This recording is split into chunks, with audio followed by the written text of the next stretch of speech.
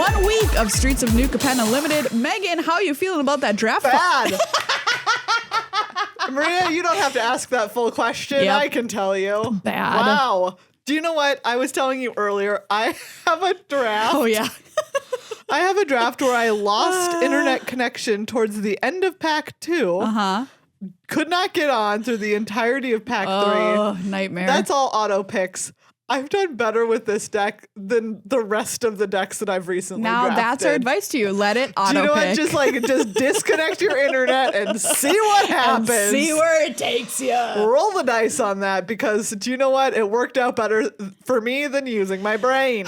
Wow, this format is a real puzzler. It really is.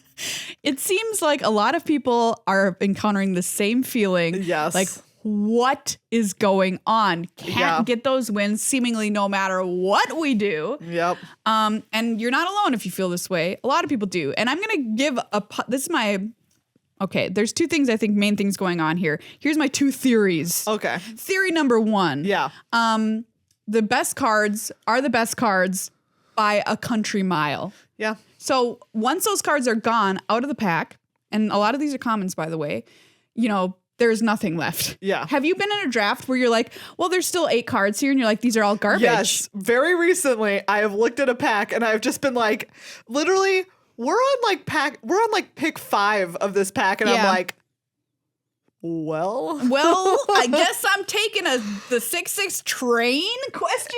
Like, oh look, these are all bad. A glitter monger, I guess. Yeah. Yeah, that's how it feels. It's rough. It's like the cards that are there, the cards that are really good are stupid good. Yeah. And the cards that are not are just like actually like close to unplayable. They're like bad filler. Just bad filler. They're not your 24th card. They're your 30th card, but you got to put them in you have to put them in there. You got to put them in your deck. They're arriving at they are your 18th card, but you wish they were your 30th, which I will say, we didn't articulate it as clearly last week. Yeah. But we were saying, remember, picks cards 1 through 10, very strong. Yep. Cards 11 through 23, bummers. I mean, just straight up draft chaff. Yes. I mean, the chaff starts early. That's like we say during harvest season. The chaff starts early. Milling season? Whatever. Threshing season. That's like we say during threshing season. The chaff starts early. I mean, I just can't remember a draft format where I was less excited to take cards in the middle of a pack. No. Anyway, I think that's contributing to the problem, because they just can't hang. They're bad. They can't play ball with the cards that are so good. No. And then the other thing contributing to it is the fact that some colors are pretty much a head and shoulders above other colors, which is a problem. And the last problem being that Inspiring Overseer is just a busted card. So I didn't say it by name, but that's the card I'm talking about. That card is just... Can I ask you a question, Why? Wizards of the Coast? You were like, look at this great card that we made, and what if we made it better? How? What's your question? That's my question. How?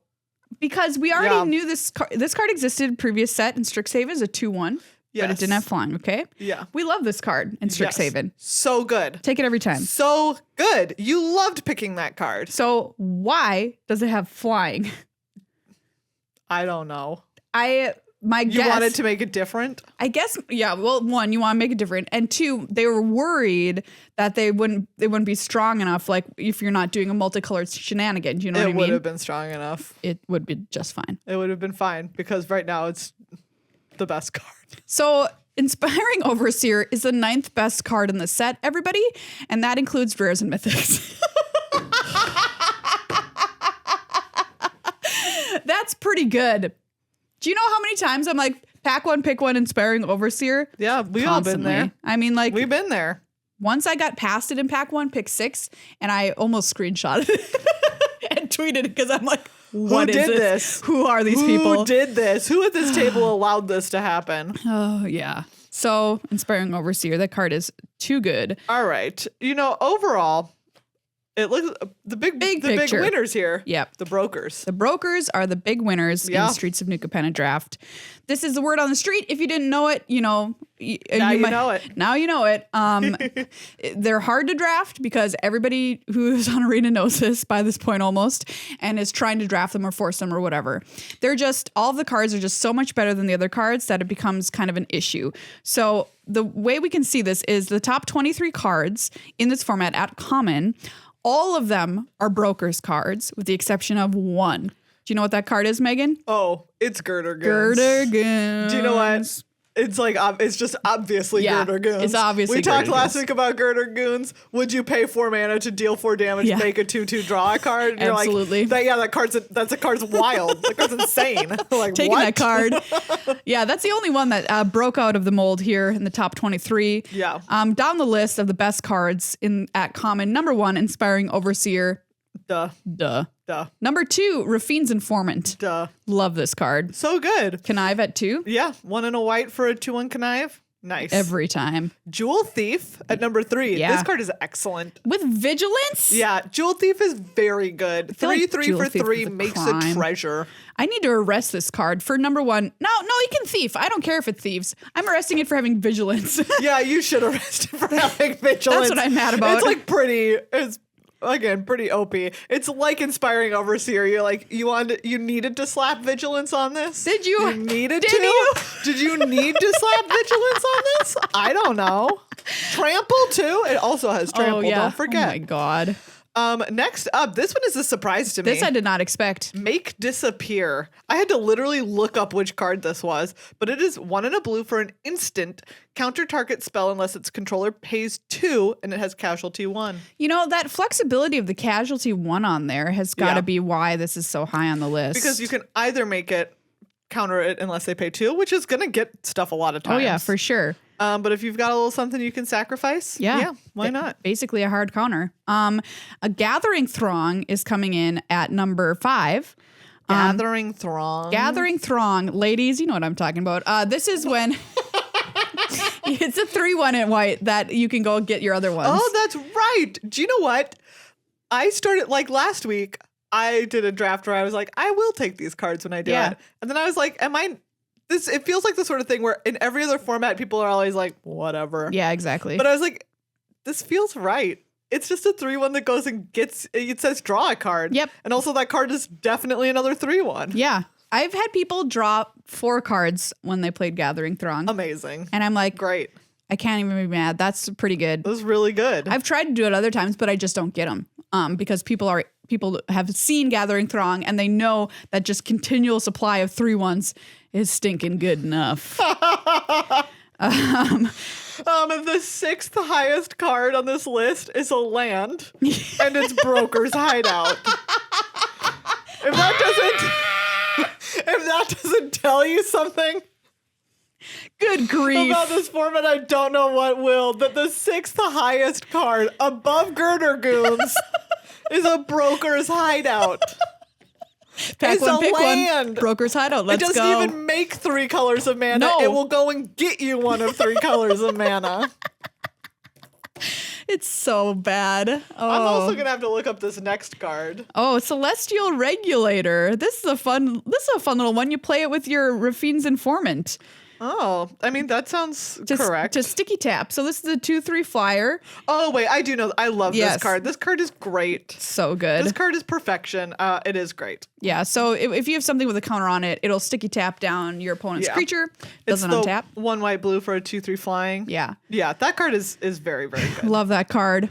Run Out of Town. This is surprising. Also surprising. I wasn't expecting to see this on the list. But it's, it is an instant. It does go top or bottom of their library. Yeah, that's true. Which is annoying. Nice. Yeah. So notably here, I'm just going to point this out because I just thought of it. Celestial Regulator, Run Out of Town, Make Disappear. All of these cards are tempo oriented. Yeah, they are. We feeling tempo? I think we feeling tempo in this set. Feeling tempo? Put them on the back foot. Do you feel like if you have to take a turn off, you miss a turn, whatever, that you have lost the game? Because that's how I feel. Yeah. So just always, New Capenna, always be doing something. Yeah. ABDS. Always be doing something. Civil Servant. Obviously, we love We this. love the this little green kitty white cat. kitty cat. Echo Inspector. Oh, yeah. This card is so good. So good. I think part of why my auto draft is good is because I have 3 copies of Echo Inspector. Like, what else are you? What else do you want?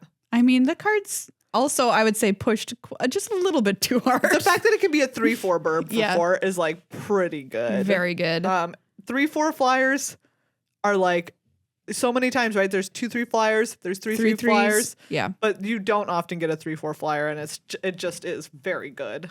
Girder Goons is where we find that non-broker card on our list is right here. Yep. We love the Goons. Talked about them last week. Next up is another land. Obscura Storefront. Wow, look at that. And then Majestic Metamorphosis. Oh, yeah. This card, I have got by this. Absolutely. Which we talked about. This feels a little bit to me like Suit Up in the last set. Yeah. Which is the one that makes it a 4/5. This makes your creature a 4/4 angel with flying. And you get to draw a card. And you get to draw a card. It's just a very good trick. Yeah. Once again, a tempo trick. Notably not here on this list, a card like Murder. I mean, Maria, murder is legal in this set. Yeah. It's in this set. And people are like, no. It's not here in the top. The thing That's is, wild to me. we just talked about if you take a turn off, and like murdering is not like taking a turn off, but you're not like you're not like affecting, you're not adding to the board to put pressure on your opponent. Yeah. That's why I think it's not as good, because like you killed their thing, but then they're gonna play their other 3/1 that they drew off their 3/1. They don't care. You heard it here. Murdering, not as good. On Streets of New Capenna, murder just won't get you where you want to go. Wow. Which is a flavor fail. Isn't that a lesson for all of those warring families? I just stamped it. Yeah. Flavor fail. It's true. Murder should be tops in New Capenna. Murder she did not write. You know what I mean? Yeah. Murder she erased. Yeah, I think this format, okay, well, I'll save the thought I have on it until after we just say what the best cards overall are. All right. So this is not just commons, everybody. These are your mythics and your rares. The number 1 best card ever, Sanctuary Warden. I don't remember this card. Oof, you don't want to remember this card. This is a 5/5 flyer that comes in with 2 shield counters on it. Yeah, that's busted. Cards. Yes, and I've just been lucky enough that I've only had this card played against me once, and I had an exile effect for it. Yeah. Otherwise, you lose. Otherwise, you lose. You play it, you win. Say. If they don't exile it, you lose. You lose. All-Seeing Arbiter, I have been just absolutely brutally beaten by that card. Dr. Manhattan. He'd get job done. Not only will he kill half the world to try and unite us, we found out that doesn't work. Spoiler alert, sorry. But also, he'll just kill you dead in a game of Magic. Kill you dead. Titan of Industry. Yeah, this is the 7/7 green boy that I had 2 of at the pre-release. Wild. Still wild. Do you know what? All-Seeing Arbiter, I'm just remembering when we streamed the early access event, we had an opponent play this card. We managed to kill it twice, and they had 2 ways to get it back from the graveyard. Gross. It was disheartening. That's what it was. Rafine, Scheming Seer. This is how do I want to talk about this bird? Yeah. The bird you don't want to see. Yeah. This is the Obscura. The connive bird. Yes. The Obscura in charge. White, blue, black. Yep. A legendary creature, Sphinx Demon. 1/4 flying, ward 1. Whenever you attack, target attacking creature connives X, where X is the number of attacking creatures. Yeah. Card's really good. 3 mana. That's pretty Busto. Pretty rough. Oh, Rafine. Pretty art though. Beautiful bird. Next up is Hostile Takeover. Hostile Takeover. So this card is in Maestro's colors, and is definitely win the game situation. Yeah. This is 2 blue, black, red for a sorcery. Up to 1 target creature has base power and toughness 1/1 until end of turn. Up to 1 other target creature has base power and toughness 4/4 until end of turn. Then Hostile Takeover deals 3 damage to each creature. The downside of board wipes is generally that you've wiped yourself as well as your opponent. Yeah. But in this case, no, you've left yourself alive. At least one creature. You get yourself, one nice thing. And if they had something that was too big to kill, yep, not anymore. Not anymore. Next up, Elspeth Resplendent. Oh, she's great. Yeah, really, really Loving good. Elspeth. Really I've only good. seen her one time. Lost that game. Yeah. Notably. That was my experience with this next card, Broker's Ascendancy. I hadn't yet seen this card. My opponent played it. I read the text of it and I was like, are you kidding me? Are you freaking kidding me right now? That's exactly how you should feel because that's what that card is. I could not believe this freaking card because it is so busted. This card is at rare. Upsetting. I agree that this is an upsettingly good card. Blue. I can't read. I'm so mad. I can't read the colors on this card. Green, white, blue, enchantment. At the beginning of your end step, put a +1/+1 counter on each creature you control and a loyalty counter on each planeswalker you control on your end step. So you don't even, when this card comes into play across the table from you, you don't even get a turn. You don't even get a chance to be like, okay, I can kill something before this happens. No, it's happening right now to you. Why is this card at your end step? Why is it at your end step? This should be your upkeep. Okay. It should be your upkeep. And it shouldn't be all of your creatures. It should be one of your creatures. One or two. Like, yes. There's a hideaway green card that puts a counter on one of your creatures. Yes. Which I feel like this card should be. Yes. It's still good enough for a rare, I think. Still because that green one is a rare. The green hideaway is a rare. Yeah. So anyway, this card, I don't know for what reason that this is enraging, but it's probably like the end step reason. But also it's just stupid. Every single creature. Every creature. The only way it doesn't win somebody the game is if they have no creatures. And at that point, they were already losing anyway. So, do you have a creature? Do you have two creatures? Congratulations. Broker's Ascendancy, get out of here. You're so dead. If you were Alchemy, I would rebalance you into the toilet. Broker's Ascendancy. The text reads, this card does nothing. Pay 3 mana. This card does nothing. Green, white, blue enchantment. This card does nothing. It's another one with nothing, but not in black and printed nowadays. Goodness. Maestros Diabolist is up next, which is the 1/4 Maestros card with haste and death touch that makes a little demon that will ping you when it dies or whatever. I think this card is it's annoying, but this card is annoying. It's fine. Yeah. I'm not too mad about it. The death touch on a 1/4 is like pretty good. Yeah. Because there's plenty of stuff that can't get that 4. Exactly. To kill it. Next up, here it is. Here it is. After all those rares and mythics, Inspiring Overseer. So good. Yeah. Followed by Workshop Warchief, which is the 5/3 Siege Rhino. Get out of here.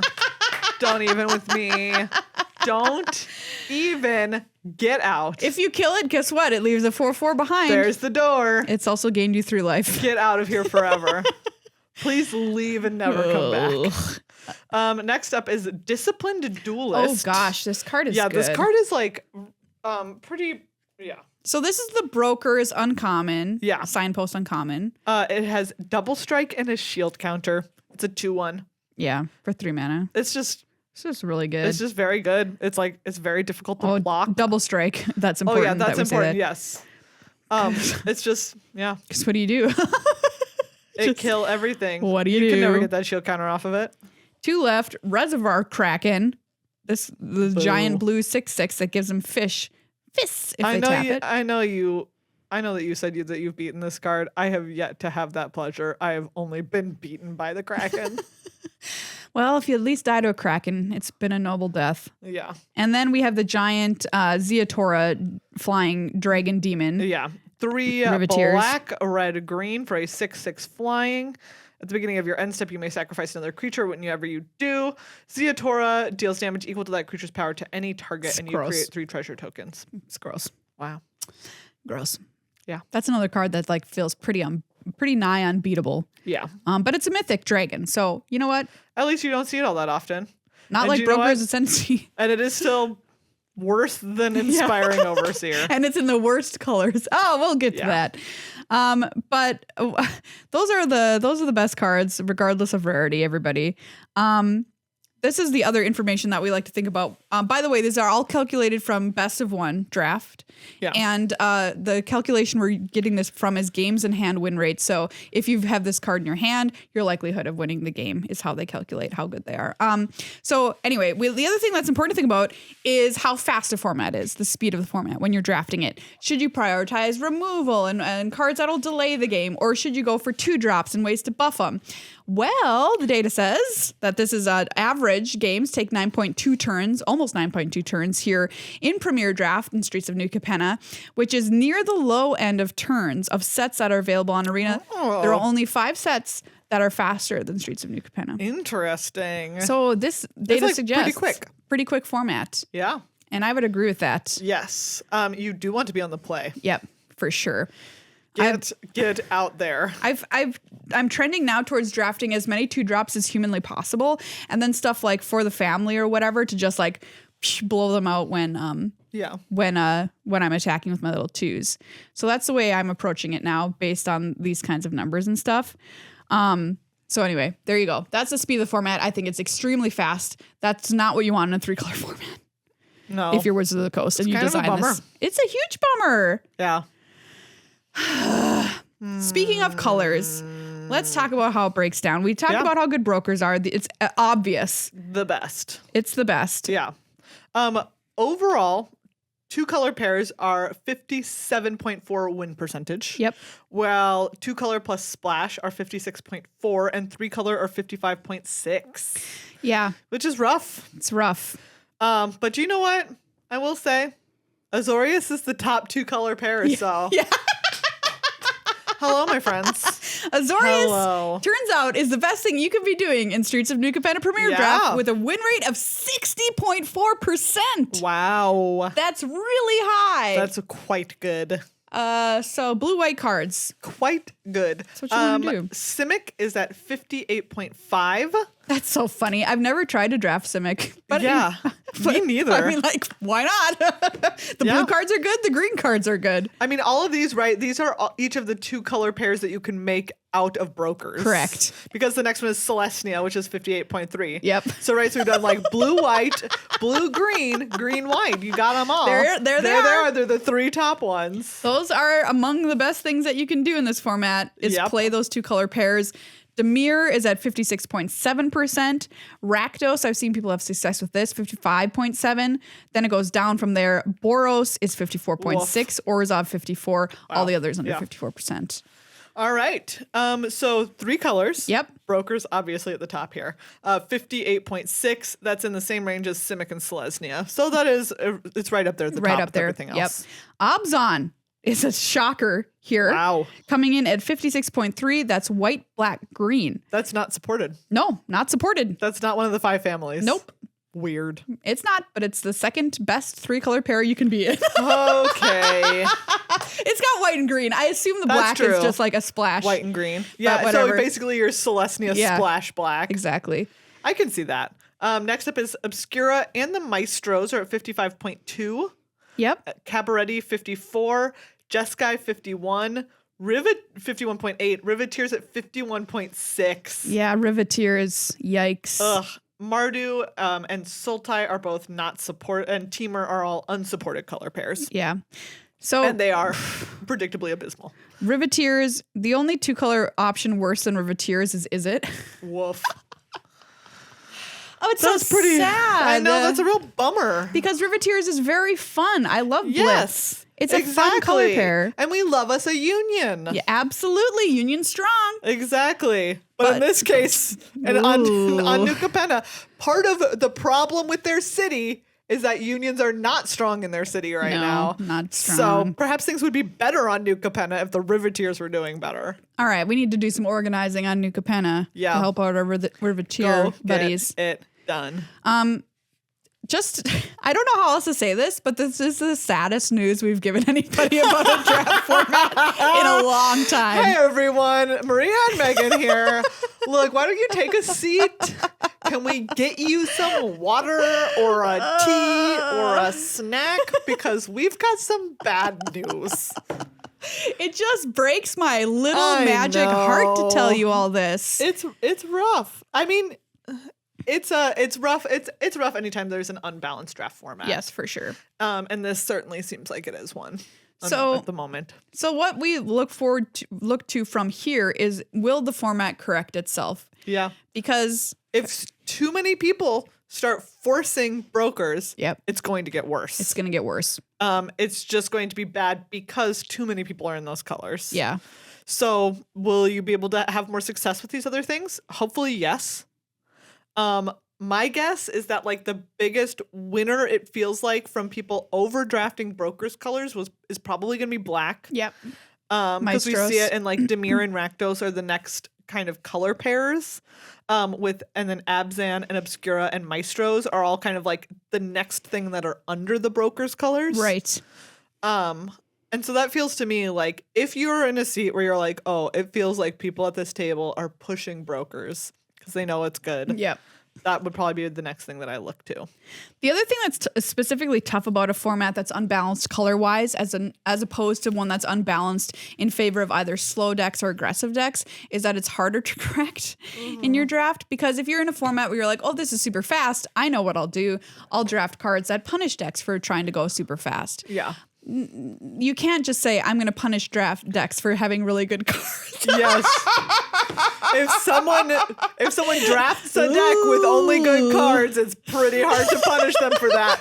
They are just drafting the way sucker. You're supposed to draft. You have a 3/4 flyer for 4 mana, and you also looted. I'm going to punish you for what was just an extremely good use of 4 mana.